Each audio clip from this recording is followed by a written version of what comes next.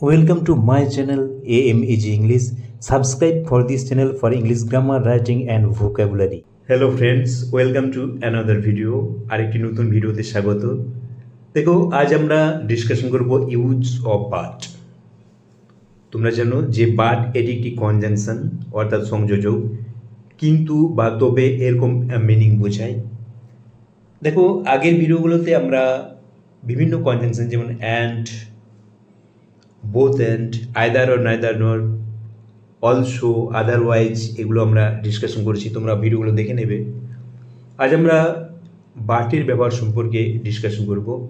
দেখো, বাট তোমরা জানো কিন্তু বা তবে বোঝায়, অর্থাৎ তোমরা জানো যে দুটি অপোজিট আইডিয়াজ অর্থাৎ কন্ট্রাস্টিং আইডিয়াজ যুক্ত করতে ব্যবহৃত হয়।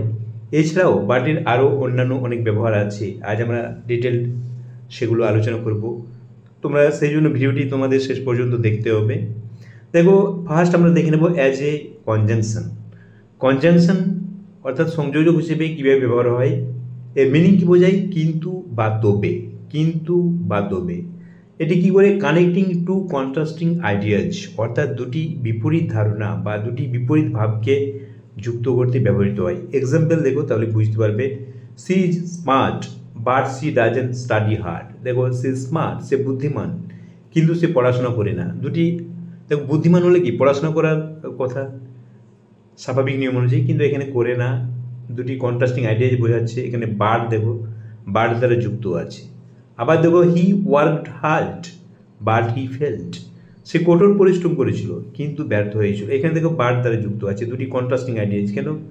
সে কঠোর পরিশ্রম করেছিল, পরিশ্রম করলে তার সাফল্য পাওয়ার কথা অর্থাৎ সফল হওয়ার কথা, কিন্তু সে ব্যর্থ হয়েছিল। He felt. দেখো, এখানে বাট দ্বারা যুক্ত আছে, বাটের ব্যবহার হয়েছে। এখানে দেখো বাটের ব্যবহার হয়েছে। বুঝতে পারছো? তাহলে দুটি কন্ট্রাস্টিং আইডিয়াজ যুক্ত করতে বাট ব্যবহৃত হয়। বাট কোথায় ব্যবহৃত হবে? দুটি আইডিয়ার মাঝখানে, অর্থাৎ দুটি আইডিয়াকে যুক্ত করবে মাঝখানে বসে। এবার দেখো, as a preposition meaning except or other than. ছাড়া বা ব্যতীত। এক্সেপ্ট মানে ছাড়া বা ব্যতীত বা আদার দেন। তোমরা বুঝতে পারছো যে প্রিপোজিশন হিসেবে ব্যবহৃত হয়। মিনিং কি বোঝায়? এক্সেপ্ট অর্থাৎ ছাড়া বা ব্যতীত। দেখো, no one but my mother understands me, অর্থাৎ আমার মা ছাড়া আমাকে কেউ বোঝে না। দেখো, আমার মা ছাড়া, এখানে নো ওয়ান, বাট বাট মানে এখানে ছাড়া বোঝাচ্ছে মাই মাদার, আমার মা ছাড়া। তাহলে এখানে বাট প্রিপোজিশন হিসেবে ইউজ হয়েছে। আবার দেখো, every one but Bimal passed the exam. Bimal ছাড়া সবাই পরীক্ষায় পাস করেছিল। এখানে বাট মানে এখানে ছাড়া বোঝাচ্ছে বিমল ছাড়া। এভরি ওয়ান বাট বিমল অর্থাৎ বিমল ছাড়া প্রত্যেককে। তাহলে বুঝতে পারছো এখানে এক্সেপ্ট বোঝাচ্ছে, ছাড়া বোঝাচ্ছে, বিমল ছাড়া সবাই পরীক্ষায় পাস করছে। এরকম যখন আমরা মিনিং প্রকাশ করব তখন আমরা বাট ইউজ করব। তাহলে বুঝতে পারছো প্রিপোজিশন হিসেবেও কিন্তু বাট ইউজ হয়। এবার আমরা দেখে নেব use of but as an adverb, অর্থাৎ বাটের ব্যবহার অ্যাডভার্ব হিসেবে। অ্যাডভার্ব হিসেবে বাট কীভাবে ব্যবহৃত হয় দেখে নাও। দেখো, meaning only or just. Adverb হিসেবে যখন বাট ব্যবহৃত হয় কী বোঝায়? মিনিং কী বোঝায় তখন? অনলি অর জাস্ট অর্থাৎ মাত্র বা শুধু। যেমন এক্সাম্পল দেখো, he is but a child. সে মাত্র একটি শিশু, অর্থাৎ he is only a child, সে মাত্র একটি শিশু।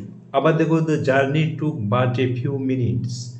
যাত্রাটি মাত্র কয়েক মিনিট। বাট এ ফিউ মিনিটস বলতে দেখো এখানে বাট ইউজ হয়েছে মাত্র বোঝাতে, মাত্র কয়েক মিনিট সময় নিয়েছিল। এখানে দেখো, হিজ বাট এ চাইল্ড, সে মাত্র একটি শিশু অর্থাৎ শুধু একটি শিশু, অনলি এ চাইল্ড। আর এখানে বাট কী ব্যবহৃত হয়েছে? জাস্ট এ ফিউ মিনিটস অর্থাৎ কয়েক মিনিট সময় নিয়েছিল। তাহলে তোমরা বুঝতে পারছো যে বাট কীভাবে অ্যাডভার্ব হিসেবে ব্যবহৃত হতে পারে